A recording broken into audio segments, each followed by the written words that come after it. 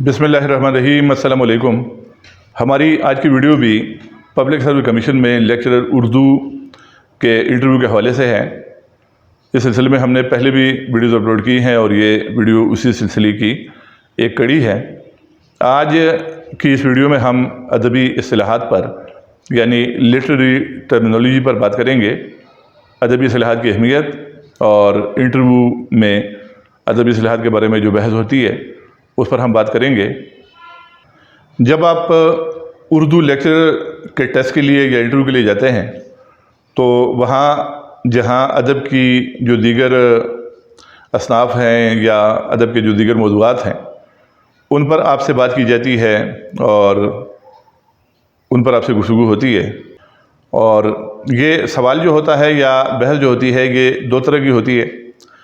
एक तो ये होता है कि आपसे बराह रास्त क्वेश्चन कर लिया जाता है, बराह रास्त सवाल कर लिया जाता है, डायरेक्ट क्वेश्चन कर लिया जाता है कि आप फ़लाँ इस्तिलाह की वज़ाहत करें।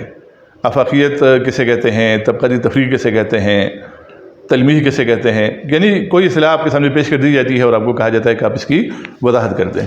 और दूसरा जो तरीका होता है वो ये होता है कि आपसे सवाल तो नहीं पूछा जाता लेकिन आपकी अपनी गुफ्तगू में किसी इस्तिलाह का नाम आ जाता है, किसी इस्तिलाह का ज़िक्र आ जाता है और फ़ौरी तौर पर आपसे सवाल पूछ लिया जाता है कि आपने ये इस्तिलाह जो इस्तेमाल की है इसका क्या मतलब है। यानी आप कहते हैं कि जी फ़लाँ शायर की शायरी में आफाकियत है तो आपसे पूछ लिया जाएगा कि आफाकियत क्या होती है। आप कहते हैं फ़लाँ शायर की शायरी में मामला बंदी है तो आपसे पूछ लिया जाएगा कि मामला बंदी क्या होती है। तो एक नोयत जो बहस की होती है वो ये होती है। तो आज के लेक्चर में हम इसी पर बात करेंगे और सबसे पहले हम ये देखते हैं कि इस्तिलाह क्या होती है। इल्म का कोई भी शोबा हो, फ़न का कोई भी शोबा हो, इल्म फ़न के किसी भी शोबे में जो मखसूस अल्फाज इस्तेमाल होते हैं और वो अल्फाज अपने लुग़वी मानों से हट कर मखसूस मानों में इस्तेमाल होते हैं तो वो अल्फाज इल्म फ़न के उस शोबे की इस्तिलाहात कहलाते हैं।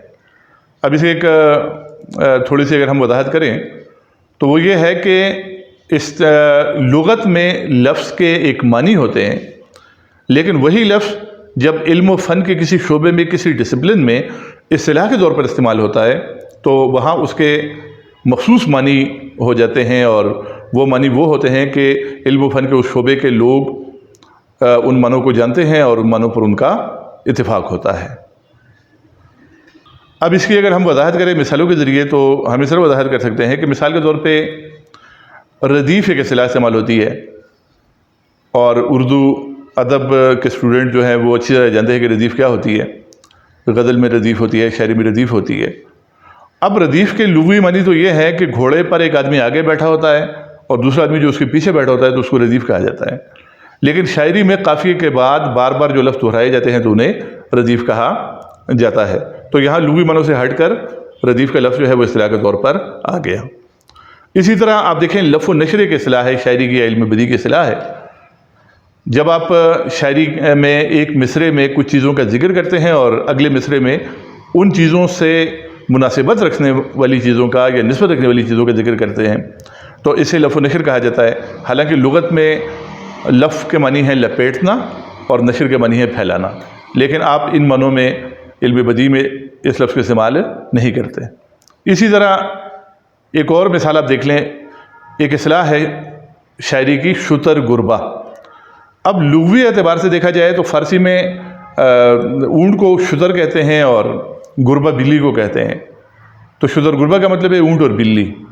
लेकिन जब शायरी में यह इस्तिलाह इस्तेमाल होती है तो इसके बाद वो शायरी होती है कि जिसमें ज़बान व बयान का ख्याल नहीं रखा गया होता, जिसमें ख़ास तौर पर ज़मीरों का, ज़मायर का यानी प्रोनाउंस का ख्याल नहीं रखा गया होता। इसकी मिसाल नसर में आप देखें तो ये है कि आप कब आओगे, यानी अगर हम आप कब आएंगे की बजाय आप कब आओगे कहें।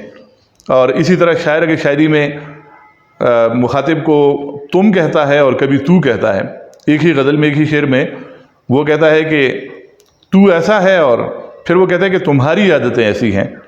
हालांकि तू के बाद तेरी होना चाहिए, तुम्हारी नहीं होना चाहिए, तुम्हारी और तुम का आपस में ताल्लुक़ है। तो इस तरह ज़मायर के इस्तेमाल में जो गलती होती है और इस किस्म का, यानी शायरी का एक ऐब है जिसे शुतर गुरबा कहा जाता है और शुतर गुरबा की लफ्ज़ी मानी है ऊँट और बिल्ली। तो मतलब यह है कि लुग़वी एतबार से लफ्ज़ों के मानी जो हैं वो علم اور فن کے کسی خاص شعبے میں جب وہ الفاظ اصطلاح کے طور پر استعمال ہوتے ہیں تو ان کے معنی جو ہیں وہ تبدیل ہو جاتے ہیں. تو یہ تو اصطلاح کا ایک مفہوم تھا. اب ہم آتے ہیں اور چند ایک اصطلاحات جو ہیں ان پر ہم مختصراً بات کرتے ہیں، اور تاکہ اصطلاح جو ہے تو اس کا مطلب آپ کے ذہن میں بیٹھ جائے.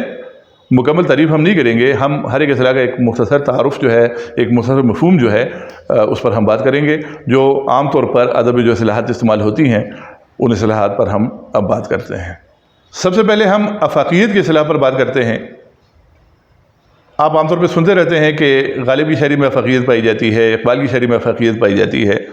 تو یہ افاقیت جو ہے اگر آپ سے پوچھ لیا جائے کہ افاقیت کسے کہتے ہیں تو آپ یہ کہہ دیں گے کہ آفاق جو ہے یہ افق کی جمع ہے. آفاق سے مراد کائنات ہے. تو وہ شاعری یا وہ ادب کہ جس میں ایسی باتیں ہوں کہ جو زمان و مکان کی حدود سے ماوراء ہوں تو اسے افاقیت کہا جاتا ہے. یعنی وہ شاعری، وہ ادب کہ جو کسی خاص علاقے، کسی خاص طبقے یا کسی خاص زمانے کے لیے نہ ہو بلکہ ہر علاقے اور ہر زمانے کے لیے ہو، مفید ہو، تو اسے افاقیت کہا جاتا ہے. اسی طرح ابتذال ایک اصطلاح ہے. ابتذال کا مطلب ہے بازاری پن، عامیانہ پن. یعنی وہ شاعر یا ادیب کہ جو شعر یا ادب تخلیق کرتے ہوئے اخلاقیات کا یا تہذیب کا زیادہ خیال نہیں رکھتا، تو اس عیب کو ابتذال کہا جاتا ہے. ایک اور اصطلاح دیکھیں، امیجری. امیج کہتے ہیں تصویر کو. تو امیجری یا تصویر کاری یا تصویر کشی یا محاکات نگاری یا پیکر تراشی، اس کا مطلب ہے لفظوں کے ذریعے کسی جذبے، کسی واقعے یا کسی منظر کی تصویر پیش کرنا. اس کے بعد ابہام اور ایہام دو اصطلاحات ہیں. ابہام کا مطلب ہے غیر واضح بات کرنا، یعنی کسی شاعر کی شاعری یا کسی ادیب کی تحریر کا مطلب واضح نہ ہو تو اس عیب کو ابہام کہا جاتا ہے. اسی طرح ایہام اس سے ملتا جلتا لفظ ہے لیکن مختلف اصطلاح ہے. ایہام کا مطلب ہے ذو معنویت، یعنی ایسی بات کرنا کہ ایسا لفظ استعمال کرتا ہے جس کے دو معنی نکلتے ہوں. اسی طرح ایمائیت. ایما کہتے ہیں اشارہ کرنے کو، تو ایمائیت کا مطلب ہوا اشاروں میں بات کرنا، واضح لفظوں میں بات نہ کرنا. اس کے بعد ترقی پسندی کو آپ دیکھ لیں. ترقی پسندی بھی ایک اصطلاح ہے. ادب میں غریبوں، مظلوموں، نچلے طبقے، محنت کشوں کے مسائل بیان کرنا، اور امیروں اور وڈیروں اور جاگیرداروں اور بالائی طبقے کے ظلم استحصال کو اور ظلم و جبر کو اور سماجی ناانصافی کو نشانہ بنانا اور اس کے خلاف احتجاج کرنا، انقلابی خیالات پیش کرنا، طبقاتی تفریق کی مخالفت کرنا، تو یہ ترقی پسندی ہے. اب یہاں طبقاتی تفریق کی اصطلاح آ گئی. تو طبقاتی تفریق کا مطلب ہے کہ معاشرے میں مختلف طبقوں کے درمیان جو فرق روا رکھا جاتا ہے اور جو ظلم ہوتا ہے اور جو حق تلفی ہوتی ہے اسے طبقاتی تفریق کہتے ہیں.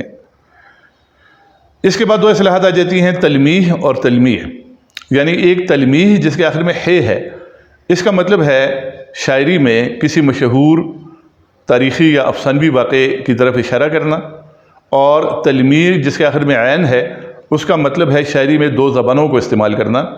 یعنی ایک مصرع ایک زبان میں اور دوسرے مصرع دوسری زبان میں، یا ایک مصرع کا ایک حصہ ایک زبان میں اور دوسرا حصہ دوسری زبان میں ہو. عام طور پر اردو میں عربی اور فارسی کا پیوند لگایا جاتا ہے، تو یہ تلمیح ہے. پھر اس کے بعد ایک اصطلاح میرے سامنے ہے جزئیات نگاری. جزئیات نگاری یعنی کوئی شاعر یا ادیب یا افسانہ نگار یا شاعر اپنی نظم میں، افسانے میں یا اپنی تحریر میں کسی منظر کو، کسی واقعے کو، کسی جگہ کو پیش کرتا ہے اور وہ اس کی چھوٹی چھوٹی چیزوں کی تفصیلات بھی پیش کرتا ہے، تو اسے جزئیات نگاری کہتے ہیں. اس کے بعد توارد اور سرقہ دو اصطلاحات ہیں. اگر ایک شاعر کا مضمون دوسرے شاعر کے ساتھ ٹکرا جائے، ایک شاعر اپنے شعر میں کوئی بات کہی ہے اور وہی بات دوسرے شاعر کے ہاں بھی ہمیں مل جائے، تو اسے توارد کہا جاتا ہے. اگر یہ ان انٹینشنلی ہو، غیر ارادی طور پر ہو، اتفاقاً ہو، تو یہ توارد ہے. لیکن اگر ایک شاعر جان بوجھ کر کوشش کرے ایک شاعر کے مضمون کو چرا کر اپنی شعر میں پیش کرے، دوسرے شاعر کے مضمون کو چرا کر اپنے شعر میں پیش کرے، تو اسے پھر سرقہ کہتے ہیں، یعنی چوری کہتے ہیں. اب یہاں بھی آپ دیکھیں، سرقہ کی لغوی معنی ہے چوری. کوئی بھی چیز چوری کرنا جو ہے وہ سرقہ ہے. لیکن شاعری میں سرقہ جب اصطلاح کے طور پر استعمال ہوتا ہے تو وہاں کسی شاعر کا دوسرے شاعر سے مضمون چرانا جو ہے اسے سرقہ کہا جاتا ہے. تو یہ اصطلاح میں اور عام مفہوم میں یہ فرق ہوتا ہے. اس کے بعد داخلیت و خارجیت کے اصطلاحات ہیں۔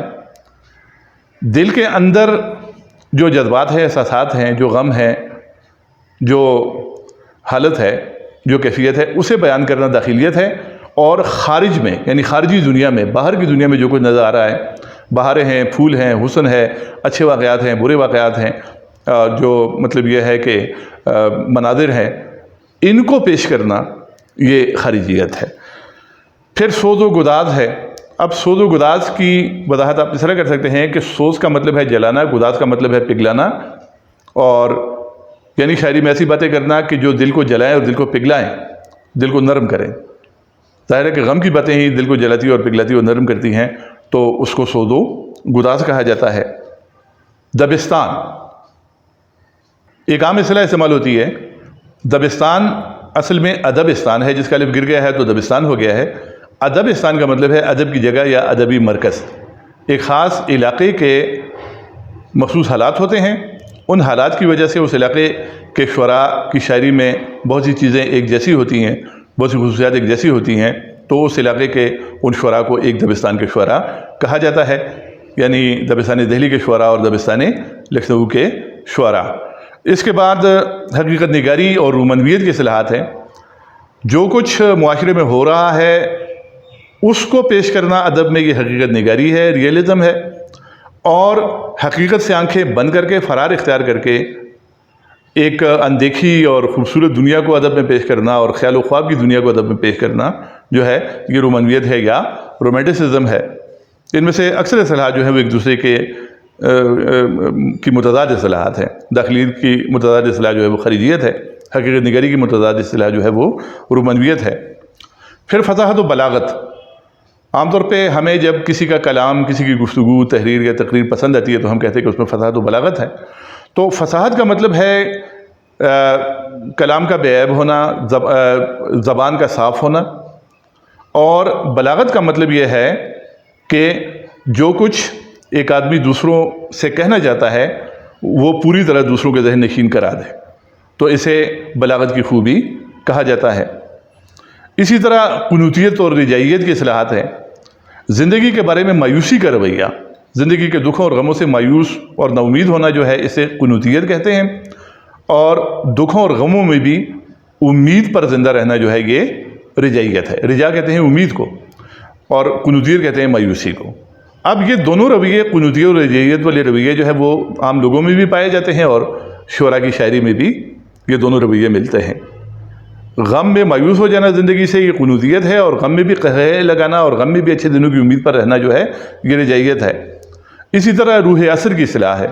روح اور عصر، عصر کہتے ہیں زمانے کو، یعنی ہر زمانے کی ایک روح ہوتی ہے۔ ہر زمانے کے جو حالات ہوتے ہیں وہ مخصوص حالات ہوتے ہیں، اور ان مخصوص حالات کی وجہ سے مخصوص رویے پیدا ہوتے ہیں۔ تو اس زمانے کا جو ادیب اور شاعر ہوتا ہے اس کی شاعری میں بھی اور اس کے ادب میں بھی ہمیں اس زمانے کے حالات کا عکس دکھائی دیتا ہے، تو یہی روح عصر ہے۔ اسی طرح ایک اصطلاح ہے شہر آشوب۔ شہر آشوب نظم کی ایک خاص قسم ہے۔ وہ نظم کے جس میں کسی شہر کی تباہی اور بربادی کو بیان کیا گیا ہو، یا کسی شہر کے لوگوں کی بدحالی کو بیان کیا گیا ہو، تو اسے شہر آشوب کہتے ہیں۔ آشوب کہتے ہیں تکلیف کو، ٹربل کو، مصیبت کو، اور شہر آشوب کا مطلب ہے شہر والوں کی مصیبتیں جس میں بیان کی گئی ہوں، تو وہ نظم جو ہے شہر آشوب ہے۔ اسی طرح نظم کی ایک اور قسم ہے واسوخت۔ وہ نظم کہ جس میں شاعر اپنے محبوب کو جلی کٹی سناتا ہے، بددعائیں دیتا ہے اور برا بھلا کہتا ہے، تو اسے واسوخت کہا جاتا ہے۔ پھر ایک اصطلاح ہے تغزل۔ تغزل کی اصطلاح جو ہے غزل کی جتنی بھی خوبیاں ہیں ان تمام خوبیوں کو مجموعی طور پر کولیکٹیولی تغزل کہا جاتا ہے۔ یعنی وہ خوبیاں کون کون سی ہیں؟ ایمائیت ہے، سوز و گداز ہے، غنائیت ہے، فصاحت و بلاغت ہے، شیرینی ہے، اور زبان کی چاشنی ہے، تاثیر ہے۔ تو یہ ساری باتیں جب ملتی ہیں تو ایک اچھی غزل وجود میں آتی ہے۔ تو یہ ساری صفات جو غزل کی ہیں اور بھی جو غزل کی صفات ہیں، غزل کی تمام صفات کو مجموعی طور پر تغزل کا نام دیا جاتا ہے۔ تو یہاں اس لیکچر میں میں نے بہت سی اصطلاحات جو ہیں وہ اپنے پاس لکھی تھی، اور ان اصطلاحات کا ایک سادہ سا مفہوم ایک جملے میں میں نے کوشش کی ہے کہ یہ مفہوم آپ کے ذہن میں بیٹھ جائے۔ باقی اصطلاحات کی تفصیلات کے لیے اور اصطلاحات کی مثالوں کے لیے آپ کتابوں سے رجوع کریں۔ اللہ حافظ۔